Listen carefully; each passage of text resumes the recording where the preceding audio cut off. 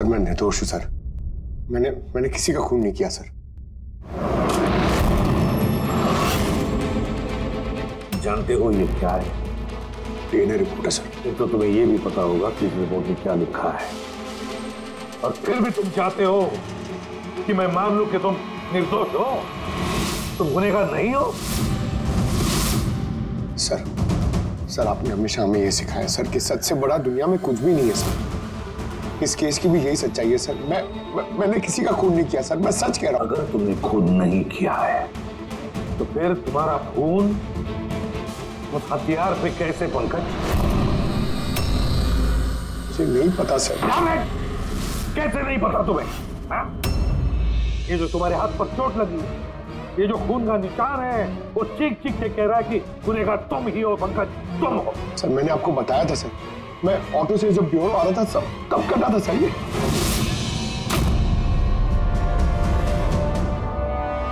Sir ये भी हो सकता है कि कोई पंकज को फंसाने की कोशिश कर रहा हो। पंकज, जिस आदमी ने तुम्हारा हाथ काटा था, शायद वही तुम्हारे खून का सैंपल लेके गया हो क्राइम सीन पे डालने के लिए। सर नहीं सर, सैंपल नहीं हो सकता उसके पास। उसने जैसे मेरा हाथ काटा था सर तो वो चला गया था और खून तुरंत नहीं आया था सर, थोड़ा टाइम लगा था। उसके पास मेरा सैंपल नहीं हो सकता सर। अगर तुम्हारा खून किसी ने नहीं दिया तो फिर तुम्हारा खून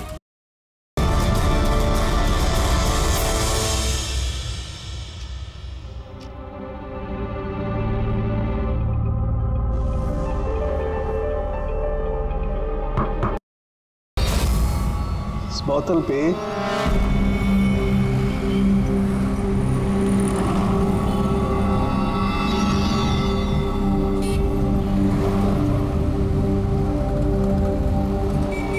अगर ये पंकज अपने घर से विक्रम के घर पे गया होगा तो वो यहाँ इस जंक्शन से ही गुजरा होगा।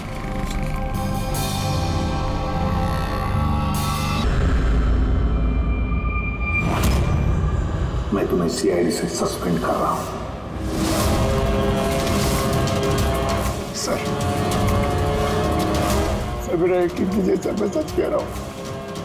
मैंने खून नहीं किया, मुझे मेरे पिताजी की कसम है सर। पंकज, तुम्हारी गन और बैच। सर, एक बेटा अपने पिता के श्राद्ध के दिन उसकी झूठी कसम कैसे खा सकता है सर? मैंने तुमसे नहीं पूछा फ्रेडी। गन और बैच।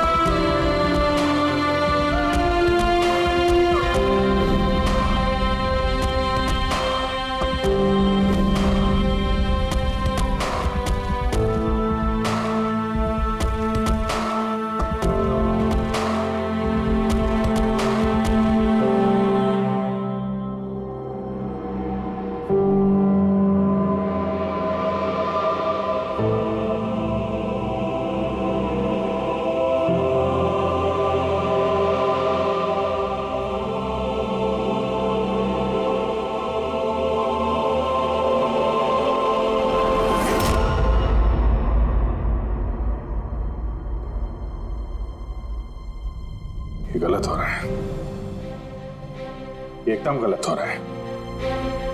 नो ऑफेंस सर, लेकिन आप हम सब पे ऐसे हमेशा शक नहीं कर सकते। ये तुम क्या कह रहे हो अभिजीत? क्या गलत कहा मैंने?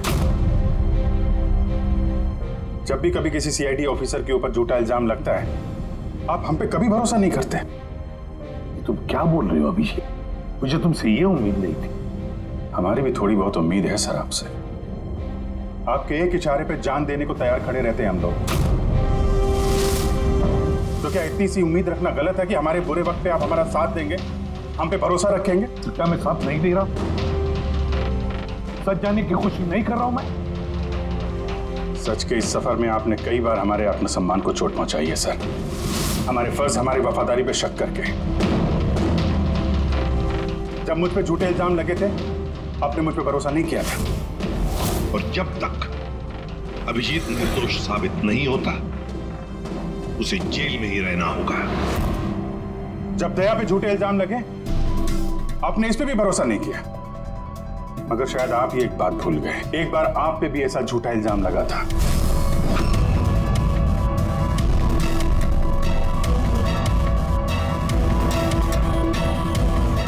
उस वक्त हम में से किसी ने भी आप पे शक नहीं किया था, बल्कि एक मजबूत दीवार बनकर सामने डटे खड़े रहे थे ताकि आपके ऊपर आंच ना आ सके।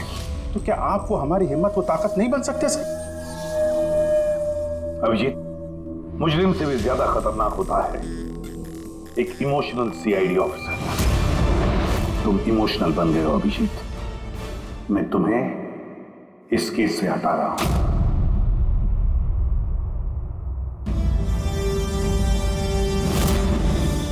दया, पूर्वी, अब से पंकज की केस तुम दोनों इन्वेस्टिगेट करोगे, सिर्फ और सिर्फ तुम दोनों। ठीक है सर। अब आपको मुझ पे इतना भी भरोसा नहीं रहा कि मैं इस केस को न्यूट्रल तरीके से देख पाऊंगा भी या नहीं। इतने साल की ड्यूटी का ऐसा मेडल तो किस्मत वालों को मिलता है। Thank you sir.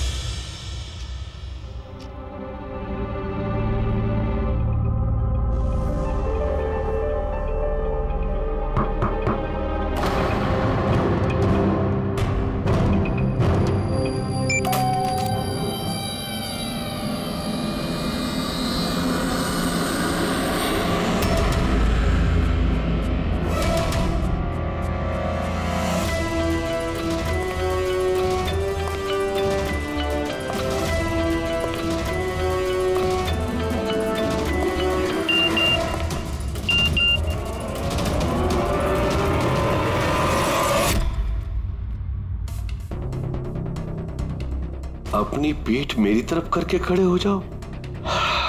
चलो ये भी करके देख लेते हैं।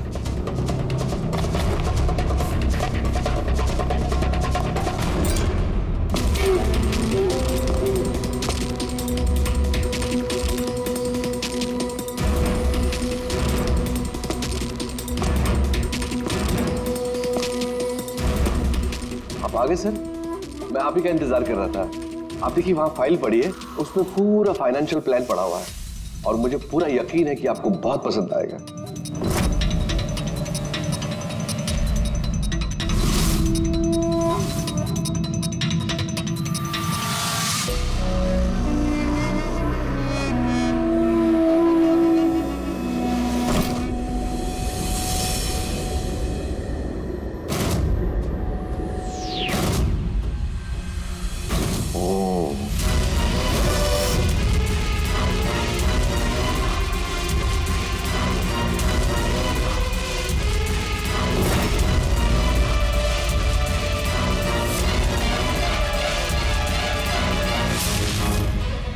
अरे ये तो नकली है।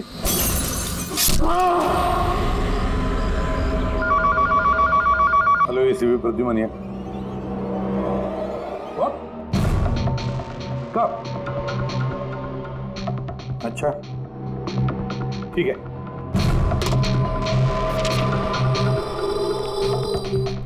दया, अभिजीत, विक्रम विजय का खून हो गया। विक्रम विजय? वो हवाला कांड वाला सर? वही विक्रम विजय आज तक कानून से बच के भाग रहा था। आज उसका कत्ल हुआ उसके ही घर में। एक न एक दिन तो ये होना ही था सर, इतने सारे दुश्मन पाल रखे थे उसने।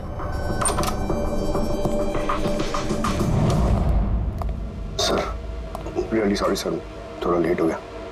क्या बात है पंकज, कहाँ रह गए थे तुम? सर वो डैड का श्राद्ध था सर, आज मंदिर गया था सर पूजा करने। ठीक है, और ये हाथ में क्या हुआ?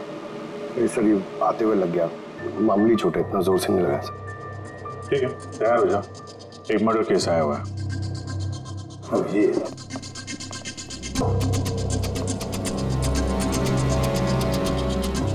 इसका मर्डर हुआ है विक्रम विजय का।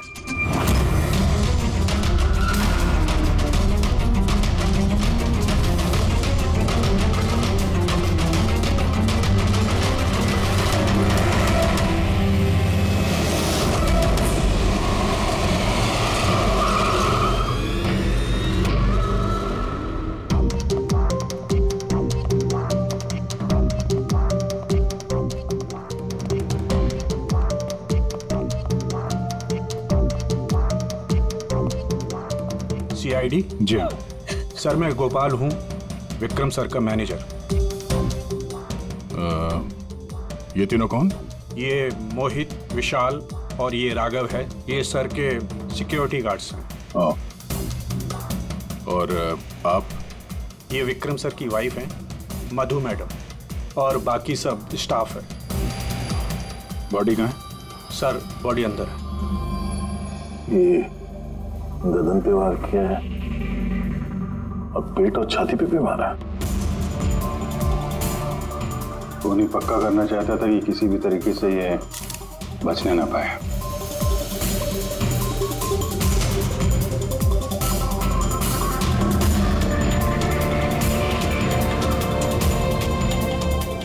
लगता है इससे हमला किया इस पे।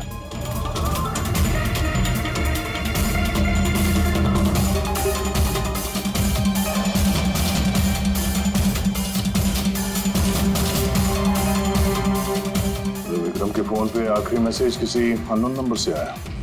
अपनी पीठ मेरी तरफ करके खड़े हो जाओ। पीठ मेरी तरफ? मतलब वो आदमी इसको अपना चेहरा नहीं दिखाना चाहता था क्या?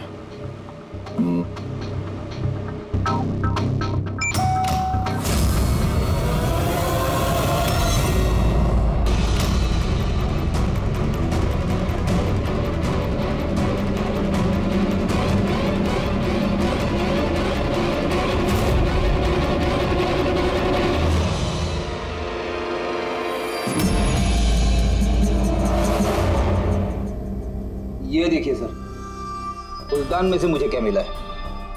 Audio recording device. Audio recording device? इस कमरे में जो भी बात हो रही थी वो कोई सुन रहा था। मैं उसका नाम तो नहीं जानती, पर वो जिस तरीके से तैयारियां करवा रहे थे उस हिसाब से तो लग रहा था जैसे वो उनका बहुत खास क्लाइंट हो और वो सिर्फ विक्रम से ही मिलना चाहता था। ये क्लाइंट विक्रम के कांटेक्ट में आया कैसे? सर मेरी वजह से। उसने मुझे पहले कांटेक्ट किया था। वो विक्रम साहब का पूरा इतिहास बहुत अच्छी तरह से जानता था और विक्रम सर उसके इस होमवर्क से बहुत इम्प्रेस हुए और उन्होंने मुझसे मीटिंग फिक्स करने के लिए कहा। तो आप उससे पहले मिले थे? नहीं सर, उसने कॉल किया था और वो भी प्राइवेट नंबर से।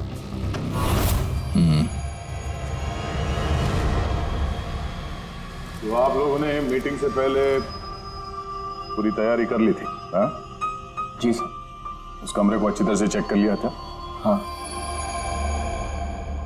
तो फिर ये ऑडियो की रिकॉर्डिंग डिवाइस ये कमरे में कैसे पहुंची? सर ये कहाँ से आया? फ्लावर में? वो तो तूने चेक किया था ना मोहित? मैंने चेक किया था सर, लेकिन मुझे फ्लावर पॉट में दिखा नहीं था। दिखा नहीं था? जी नहीं। अच्छा, ऐसे कैसे दिखा नहीं था? ब्यूरो चल, वहां पे अच्छे अच्छे को दिखने लगता है।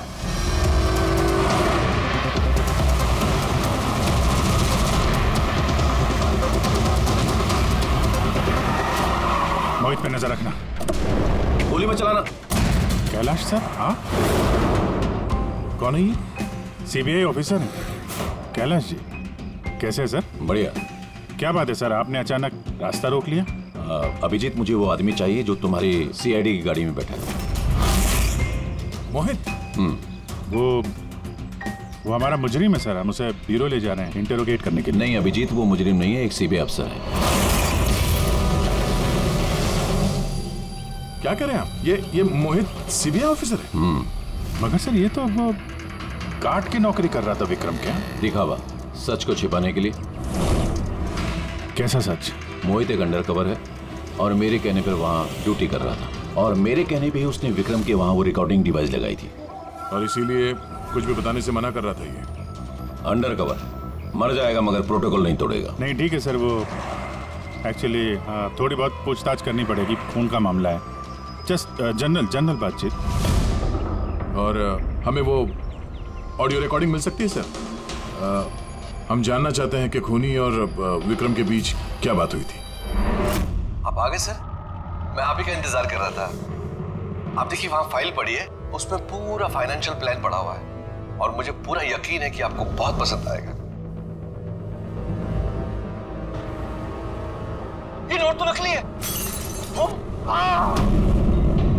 सर ऐसा लगता है कि विक्रम विजय खूनी को जानता है, इसलिए खूनी ने उसे अपना चेहरा देखने ही नहीं दिया। और जैसे ही विक्रम को पता चला कि जो पैसे उसे दिए गए वो नकली हैं, खूनी ने उसे मार दिया और बैग लेके चला गया। तो काम करते हैं, इस मोहित से अंडरकवर कॉप से पूछताछ करते हैं।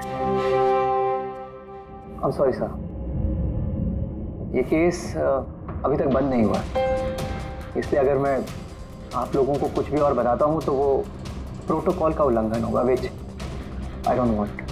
देखो मोहित, मैं तुम्हारे प्रोटोकॉल की इज्जत करता हूँ, मगर कोई तो ऐसी चीज होगी ना जो तुम्हारी इन्वेस्टिगेशन के दौरान तुम्हें मिली हो, मगर तुम्हारे प्रोटोकॉल के दायरे में होने के बावजूद भी तुम हमें बता सकते हो। कुछ तो बताओ जिसके जरिए हम खूनी तक पहुंच सके। मैं आप लोगों को केवल इतना बता सकता हूँ कि पिछले काफ़ी सालों से सीबीआई इस विक्रम विजय के पीछे लगी हुई थी। आज से 15 साल पहले सन 2002 में सीबीआई ने एक अंडरकवर ऑफिसर को भी विक्रम विजय के पीछे लगाया था, कुछ खास सबूत इकट्ठा करने के लिए, लेकिन कुछ हासिल नहीं हुआ और अनफॉर्चुनेटली हमारे वो ऑफिसर मारे गए। एक मिनट, नाम क्या था इस ऑफिसर का? इंस्पेक्टर अधिराज।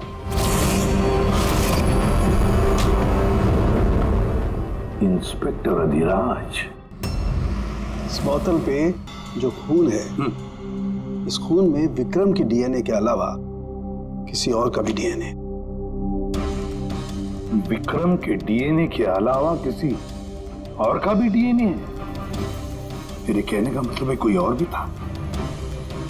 कौन था सालुंखे? तो अपने क्रिमिनल डाटाबेस में कंपेयर करके देखा, मैच करके देखा तूने? उसकी जरूरत नहीं पड़ी। जरूरत नहीं पड़ी का क्या मतलब है सालुंखे? किसका डीएनए है वो? वो डीएनए पंकज का है। व्हाट? वो डीएनए पंकज का है? हमारे पंकज का? हमारे पंकज का।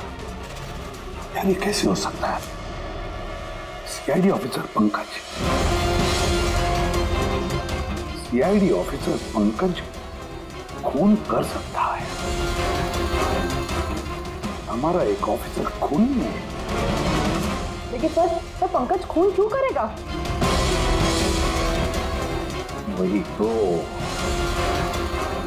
सीआईडी ऑफिसर खून क्यों करेगा? सर, विक्रम के घर से 1 किलोमीटर की दूरी पर पुलिस को एक लावारिस मोटरसाइकिल मिली है सर। किसकी मोटरसाइकिल है वो? सर वो पंकज की है।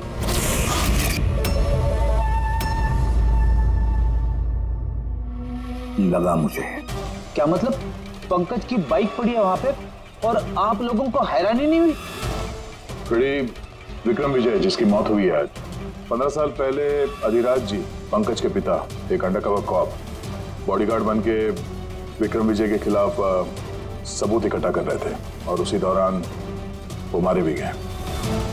मतलब सर पंकज को ये लगता है कि उसके पिताजी की मौत के पीछे विक्रम विजय का हाथ था और इसीलिए उसने अपने पिताजी की मौत का बदला लेने के लिए।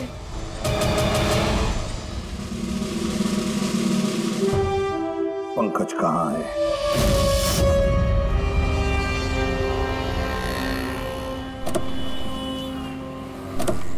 अरे सर, आप लोग?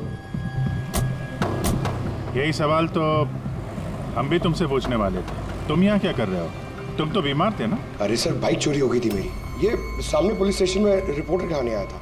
ये देखिए। हमें पता है तुम्हारी बाइक कहाँ है। आप लोगों को कैसे पता सर? तुम्हारी बाइक विक्रम विजय के घर के पास मिली है। वही विक्रम विजय जो तुम्हारे पिता का खूनी है। जब ब्यूरो में एसीपी साहब ने बताया कि विक्रम विजय का खून हुआ है तो तुम्हें पता था ना कि वही विक्रम विजय है? हाँ सर। अरे तो ब्यूरो में क्यों नहीं बताया तुमने? तुम्हें बताना चाहिए था ना कि विक्रम विजय तुम्हारे पिता का खूनी है। सर, डैड का श्राद्ध था सर। मंदिर से ब्यूरो आ रहा था, उनके बारे में सोच रहा था, ये न्यूज आ गई। एकदम हिल गया था सर, समझ में नहीं आ रहा था क्या करूं। और ये हाथ जो तुम्हारा कटा हुआ है, एग्जैक्टली हुआ क्या था? सर ये तो जब मैं मंदिर से ऑटो पकड़ के आ रहा था,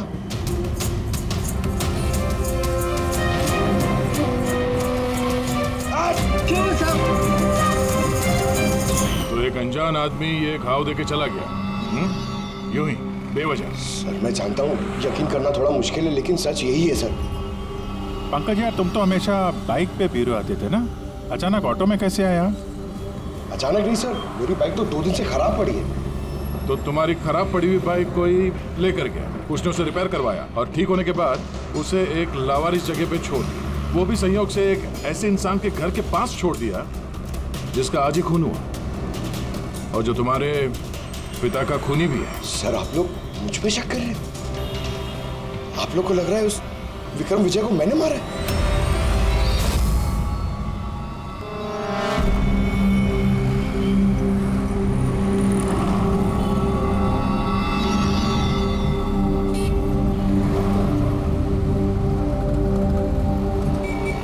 अगर ये पंकज अपने घर से विक्रम के घर पे गया होगा तो वो यहाँ इस जंक्शन से ही गुजरा होगा।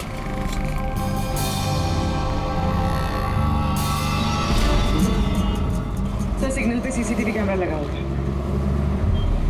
इस सीसीटीवी कैमरा के फुटेज से पता चल जाएगा कि पंकज यहाँ से गया था उस बाइक पे या कोई और था वो।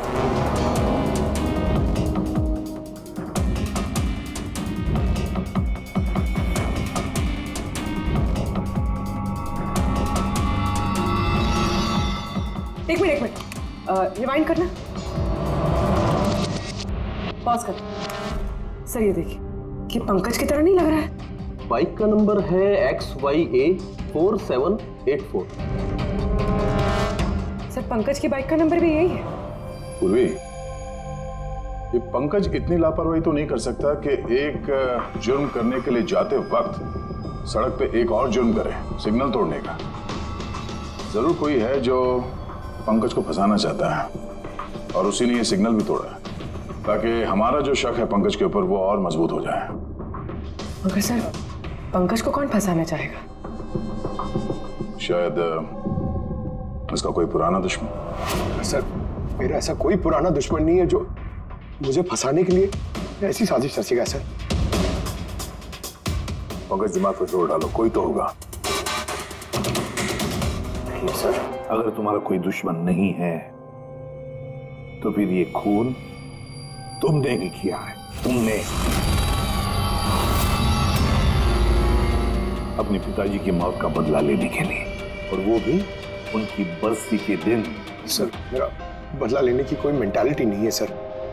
मैं खूनी नहीं हूं सर, मैं एक सीआईडी ऑफिसर हूं। जहां तक पिताजी की बात है सर, मैंने तो उन्हें ठीक से देखा भी नहीं।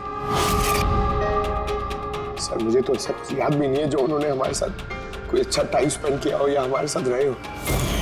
सर उन्हें तो फर्क भी नहीं पड़ता होगा कि उनका कोई बेटा है जिसे उनकी जरूरत भी है। सर मतलब तुम्हारे पिताजी के साथ तुम्हारे संबंध अच्छे नहीं थे? सर वो एक अंडरकवर कॉप थे सर। वो ज्यादातर अपने काम में ही बिजी रहते थे। घर गृहस्थी परिवार बच्चे इनसे उनका कोई लेना देना नहीं था सर। ये तो सिर्फ मेरी माँ ने पाला है सर। लेकिन फिर भी पंकज, तुम्हारी अपनी पिताजी के साथ कुछ ना कुछ तो यादें जुड़ी होंगी ना? कुछ भी? सर थोड़ा सा याद है मुझे सर। मुझे मेले में ले जाते थे सर वो, मगर मेले में ले जाने से पहले सर वो मुझे हॉस्पिटल ले जाते थे हमेशा। हॉस्पिटल में? वो क्यों? शायद बचपन में वो बहुत बीमार रहता था और वो हॉस्पिटल ले जाते थे और मुझे बहुत दर्द होता था सर। दर्द? पंकज, कहाँ दर्द होता था? सर पीठ में, यहाँ पे सर। पीठ में? पंकज, डॉक्टर क्या करते थे पीठ में? नहीं सर, ऐसा कुछ याद नहीं आ रहा सर। याद करो पंकज, याद करो। सोचो क्या करते थे? तुम्हारी पीठ में इंजेक्शन लगाते थे या पीठ में से खून निकालते थे? क्या करते थे? याद करो। Sir sir sir drill machine से कुछ करते थे सर हॉस्पिटल में। क्या कहा? ड्रिल मशीन से? और उसके बाद तुम्हें पीठ में दर्द होता था? बहुत दर्द होता था सर। मैं हफ्तों तक सीधे बैठ भी नहीं पाता था। और फिर घर जाने के बाद तुम्हें नींद सी आती थी? कुछ अजीब सा लगता था? चक्कर आता था? हाँ सर। सर मेले में भी जब मैं घूमने जाता था तो नींद में ही रहता था सर। ऐसे चक्कर आते रहते थे सर बस। लेकिन सर इस बात का इस केस से क्या लेना देना? लेना देना है बस। मुझे लगता है इसके पिताजी ने इसकी बहुत छोटी उम्र में इसका बोन मैरो डोनेट करवा दिया था। लेकिन सर बच्चों का बोन मैरो डोनेट करवाना तो गैर कानूनी है ना? गैर कानूनी है, लेकिन मुझे लगता है बॉस पैसे की वजह से या किसी भी और वजह से उस डॉक्टर ने इसके पिताजी के लिए ये सब कुछ किया था। वो ठीक है सर, लेकिन मेरी समझ में अभी भी ये नहीं आ रहा है कि इस बात का इस केस से क्या कनेक्शन है? कनेक्शन ऐसे है पूर्वी कि कई बार जब बोन मैरो डोनेट किया जाता है तो जिसे बोन मैरो डोनेट किया जा रहा है उस व्यक्ति को ह्यूमन काइमेरिज्म हो जाता है। ह्यूमन काइमेरिज्म? ये क्या है सर साहब? यूं समझो कि जिस व्यक्ति को बोन मैरो डोनेट किया जा रहा है उस व्यक्ति के शरीर में 2 डीएनए पैदा हो जाते हैं। एक डीएनए वो जो उसका खुद का है ओरिजिनल, और दूसरा डीएनए वो जो बोन मैरो जिसका ट्रांसप्लांट हुआ है उसका। इसका मतलब है सर पंकज का बोन मैरो जिसे मिला शायद उसके खून में भी ये पंकज का डीएनए शामिल है। Exactly that. बस मुझे लगता है कोई बहुत ही खास होगा वो जिसके लिए पंकज के पिताजी ने ये सब कुछ किया। कोई ऐसा खास आदमी जो पंकज के पिताजी इंस्पेक्टर अधिराज के बहुत ही करीब था और उसकी मौत का बदला लेने के लिए उसने ये खून कर डाला। पर कौन?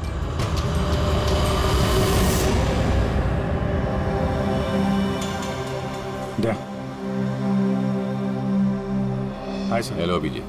हाय दया, कैसे हो? गुड। सॉरी आपको यहाँ ऐसी जगह पे बुलाना पड़ा। अभिजीत, जो इन्फॉर्मेशन तुमको चाहिए थी वो ना तो सीआईडी ऑफिस में दी जा सकती थी और ना मेरे ऑफिस में। थैंक यू सर आपकी मदद के लिए। पंकज एक ईमानदार ऑफिसर है सर, और आपकी मदद से शायद हम उसकी बेगुनाही साबित कर पाए। अभिजीत, तुम्हें याद है एक खतरनाक मुजरिम था राका, उसको पकड़ने में तुमने मेरी मदद की थी, तो समझ लो मैं उसी का बदला चुका रहा हूं। दोस्ती में बदले नहीं चुकाए जाते सर। एक्चुअली हमें पंकज के पिता इंस्पेक्टर अधिराज जी के बारे में जानकारी चाहिए, जितनी भी आप दे सकें। आपने काम किया है ना इंस्पेक्टर अधिराज के साथ? हाँ दया, अधिराज बहुत ही ईमानदार अफसर था और बहादुर भी। मुझे तो ये कहने में गर्व होता है कि हमने एक साथ काम किया। सर एक्चुअली हमें ये पता करना था कि उनके अंडर कवर मिशन के दौरान उनके कभी किसी से कोई खास रिश्ते बने थे? I mean, कोई नया परिवार, ऐसा कुछ? अभिजीत, ये जो अंडर कवर की दोहरी जिंदगी होती है, मुश्किल होता है जीना। एक पुलिस वाला भी तो इंसान ही होता है ना, और उसे भी वो चौकट कभी कभी नहीं लगनी चाहिए जो वो लांग गए। मतलब उनको भी किसी से प्यार हुआ था? उनका कोई दूसरा परिवार भी था? हाँ, अधिराज की दूसरी पत्नी बच्चे को जन्म देने के बाद गुजर गई। और अधिराज जी की मौत के बाद इस दूसरे बच्चे का क्या हुआ? ये राज हमेशा राज ही बना रहा कि अधिराज ने उस दूसरे बच्चे को कहाँ रखा, कैसे पाला, और वो बच्चा कहाँ गया, कभी किसी को नहीं मिला। और ये जो बच्चा है दूसरी शादी से, क्या उम्र रही होगी उसकी? ये पंकज से कोई 2-3 साल बड़ा होगा। शादी पंकज की माँ से पहले हुई थी, पर बच्चा दूसरी बीवी से पहले हुआ था। शायद उसे कोई बीमारी होगी जिसकी वजह से अधिराज जी ने पंकज का बोन मैरो उसे दिलवाया होगा। और अपने पिता की मौत का बदला लेने के लिए खून शायद पंकज के सौतेले भाई ने किया है। पर अब सवाल ये उठता है कि पंकज का ये सौतेला भाई है कौन और अभी कहाँ है? मुझे कुछ अंदाजा हो रहा है कि क्या हुआ होगा उसके साथ। कैलाश जी, हमें एक मदद और चाहिए। इस अंडर कवर मिशन के दौरान और कौन कौन लोग थे आपके साथ, उन सब की जानकारी चाहिए, और अधिराज जी की पूरी कुंडली भी। अभिजीत, ये जरा मुश्किल होगा। जानता हूँ सर, ये थोड़ा मुश्किल है, लेकिन किसी की बेगुनाही साबित करनी है, और आप यकीन रखिए ये सारी इंफॉर्मेशन हमारे बीच में रहेगी, बस। ओके। अरे यार, और कितना इंतजार करना पड़ेगा? ये लोग टाइम पे आते क्यों नहीं?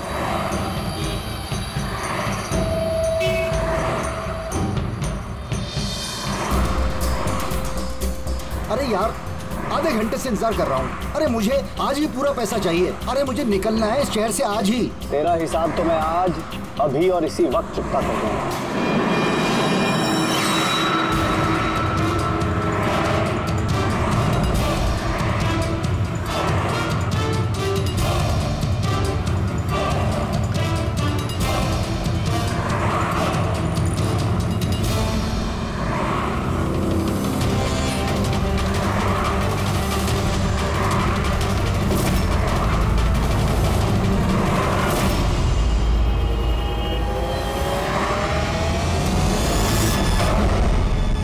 अकाउंट सीआईडी बंद करेगी। ये सर के सिक्योरिटी गार्ड्स हैं। नहीं अभिजीत, तो मुजरिम नहीं है, एक सीबीआई अफसर है।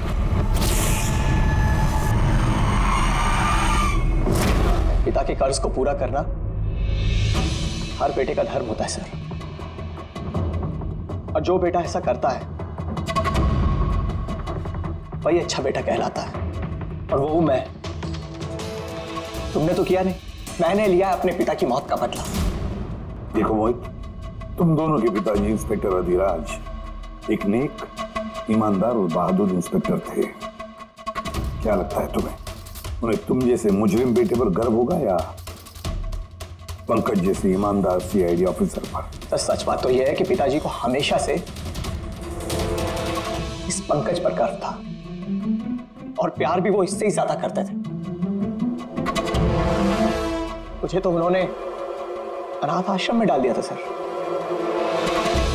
ताकि उनके दूसरे परिवार पे कोई आंच ना आ सके। वो ये बात बताती तो हमारे पास आई क्यों नहीं? मैं तो भाई हूं तुम्हारा यार, हम दोनों मिलकर पकड़ते विक्रम को, तो कानून के रास्ते। नहीं चाहिए थी मुझे तुम्हारी मदद। हमारे पिताजी के कातिल को कैसे पकड़ना है और कैसे उससे बदला लेना है, ये सारी प्लानिंग मैंने कर रखी थी सर, बहुत सालों से। और यही कारण है कि मैं सीबीआई ऑफिसर बना, और ठीक हमारे पिताजी की तरह ही एक अंडर कवर ऑपरेशन पे गया विक्रम विजय के खिलाफ। लेकिन इस बार उसे सजा दिलवाने के लिए नहीं सर, बल्कि उसे खत्म करने के लिए। एक सीबीआई ऑफिसर होकर भी तुमने जुर्म किया। तुम जैसे लोगों की वजह से ही लोग कानून पर विश्वास करने से कतराते हैं। इस काम में केतन ने तुम्हारी मदद की थी ना? हाँ सर, केतन भी मेरे पिताजी के साथ काम करता था। वो भी एक अंडरकवर कॉप था। उसी ने मुझे सब कुछ बताया और उसके बताने से ही मुझे पता चला कि बचपन में मेरा एक ऑपरेशन भी हुआ था। और जब तुम्हें पता चला कि तुम्हारे खून में 2 डीएनए, एक तुम्हारा दूसरा मेरा, तो तुमने खून करके मुझे ही फंसा दिया। हाँ, और इसीलिए मैंने अपना खून बहाकर उस हथियार पे डाल दिया था और उसके बाद तुम्हारा हाथ काटा ताकि एक तीर से 2 निशाने लग जाए। मेरे दोनों दुश्मन, हमारे पिताजी का कातिल वो विक्रम विजय। हेलो कैलाश सर, सर मैंने विक्रम विजय के रूम में ऑडियो डिवाइस लगा दिया।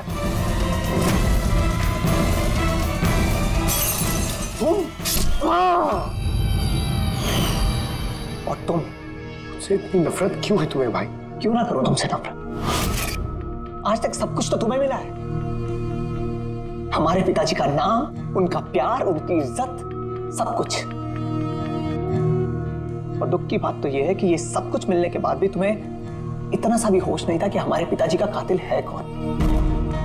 अगर आज मैं नहीं होता तो हम दोनों के पिताजी का कातिल आज भी जिंदा होता और खुला घूम रहा होता। और तुम्हें क्या मिला हुआ है? जेल? और खून करके तुम्हारे पिताजी को क्या मिला मरने के बाद? शर्मिंदगी? सर एक बात पूछ सकता हूं आपसे? आप लोग मुझ तक पहुंचे कैसे? क्योंकि मैंने कोई कसर नहीं छोड़ी थी सारे सबूत पंकज के खिलाफ करने में। मोहित, हम जानते थे कि पंकज ऐसा कभी नहीं करेगा। और रही बात तुम तक पहुंचने की, जब हमें 2 डीएनए के बारे में पता चला तो हमने तुम्हारे पिताजी इंस्पेक्टर रजिराज का बैकग्राउंड चेक किया। उसमें हमें पता चला कि उनका और भी एक बेटा है, तुम। और फिर बस हमने उस बेटे की पूरी कुंडली निकाली, मतलब तुम्हारी। और फिर सारा मामला समझ में आ गया।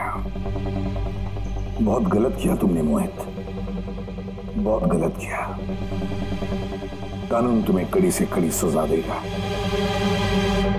शायद उम्र कैद या फांसी।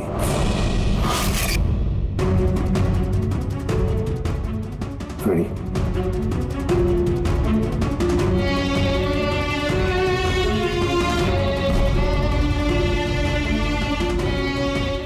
Ready sir.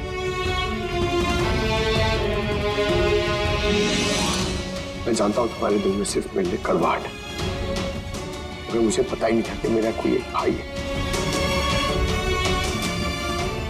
मुझे नहीं मालूम कि तुम्हारे साथ क्या होने वाला, मगर तुम एक बात हमेशा याद रखना, मैं तुम्हारा इंतजार कर रहा हूं। I'll wait for you.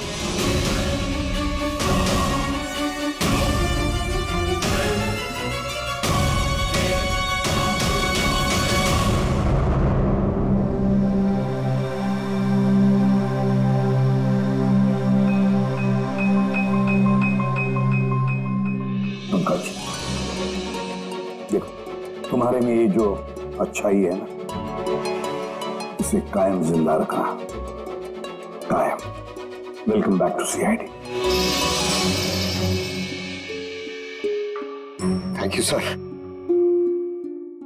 Sir, I am sorry sir. आप सही कह रहे थे। इमोशनल होके मैं कुछ जरूरत से ज्यादा ही बोल गया सर। I am sorry. देखो अभिजीत, तुम सब लोग मेरे लिए ना सिर्फ सीआईडी ऑफिसर्स हो, बल्कि मेरा गुरूर हो, मेरा आत्मविश्वास हो, मेरी ताकत हो। और एसीपी प्रद्युमन ने आज तक अपनी ताकत पर कभी शक नहीं किया और ना कभी करेगा। इम्तिहान की घड़ियां तो आती है और आती रहेंगी, मगर फर्ज की राह पर चलते वक्त अगर अपने बेटे पर भी गोली चलाना क्यों न पड़े, हाथ कांपने नहीं चाहिए।